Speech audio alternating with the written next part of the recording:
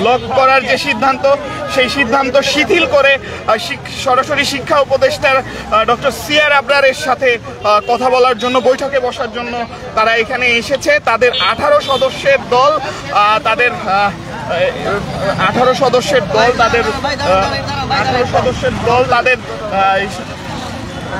সচিবালয়ের ভিতরে যাবে এবং এর পূর্বে তাদের যে কথাবার্তা সেটি একটু তাদের মুখ থেকেই শুনবো। তাদের যে দাবিটা, আপনাদের দাবিগুলো একটু বলে যান। আপনারা কতজন? আপনার একটা সংক্ষিপ্ত প্রশ্ন, আমরা তো এখন আপনারা একটু ছোট করে বলে যান। আপনারা জানেন আগামী গত 7 মাস ধরে আন্দোলন করতে 6 দফা আন্দোলন, এই 6 দফা আন্দোলনের প্রেক্ষিতে প্রধান উপদেষ্টা তার হস্তক্ষেপে আমরা এখন একটা মিটিং দিয়েছি। আমরা পুরো বাংলাদেশ থেকে সকল সরকারি বেসরকারি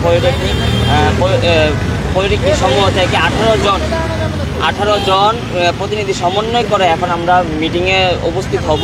মিটিং শেষ হওয়ার পরে আমরা পরবর্তী কর্মসূচি বা যে কার্যকলাপটা আমরা নির্ধারিত করব। এটা এতটুকু, আর কিছু। প্রিয় দর্শক, যেমনটি আপনারা শুনছিলেন, আমরা কথা বলছি 18 সদস্যের যে দল সেই দলটি কিন্তু এখন ধীরে ধীরে সচিবালয়ের ভিতরে যাচ্ছে। আমরা এতক্ষণ আপনাদেরকে দেখানোর চেষ্টা করছিলাম যে সচিবালয়ের সামনের যে পরিস্থিতি, সেই পরিস্থিতি আপনাদেরকে দেখানোর চেষ্টা করছিলাম।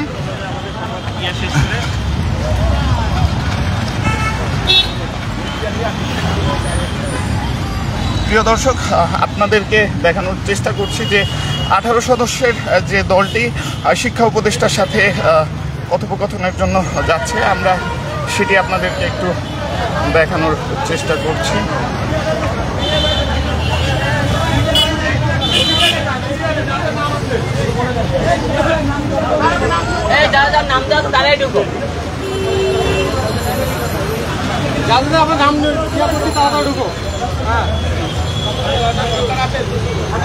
আমরা দেখছি যে যাদের নাম আছে তালিকায়, তাদেরকে নিয়েই ভিতরে যাওয়া হচ্ছে।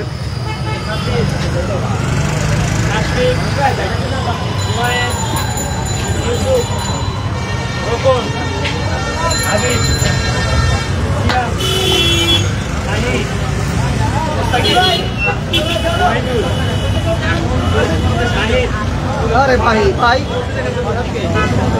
কি ধরেন অভ্যাস? আমি বলো ধাক্কা চলে যান, দেখতেছেন না কাজ করতেছি, মুরব্বীর মানুষ গালি দিয়ে দোষ হইলে আপনারে। প্রিয় দর্শক, সচিবালয় থেকে এই ছিল তাদের ঘটনায়। তারা আজকে রেলওয়ে ব্লকেড করতে চাইলেও তারা কিন্তু আজকে এই মুহূর্তে তারা যে রেলওয়ে ব্লকেট কর্মসূচি, সেই ব্লকেট কর্মসূচি শিথিল করে তারা কিন্তু আলোচনায় বসতে চেয়েছে এবং সেই আলোচনার জন্যই কিন্তু এখন তারা সচিবালয়ের ভিতরে প্রবেশ করেছে। সেই ঘটনাই আপনাদের সামনে তুলে ধরলাম। এতক্ষণ দ্য ডেইলি ক্যাম্পাসের সরাসরি সম্প্রচারে আমি আজবার রাত যুক্ত ছিলাম আপনাদের সাথে। পরবর্তীতে আরও কোনো তথ্য কিংবা সংবাদ নিয়ে আপনাদের সামনে হাজির হব। ততক্ষণ পর্যন্ত প্রিয় দর্শক, দ্য ডেইলি ক্যাম্পাসের সাথেই থাকুন।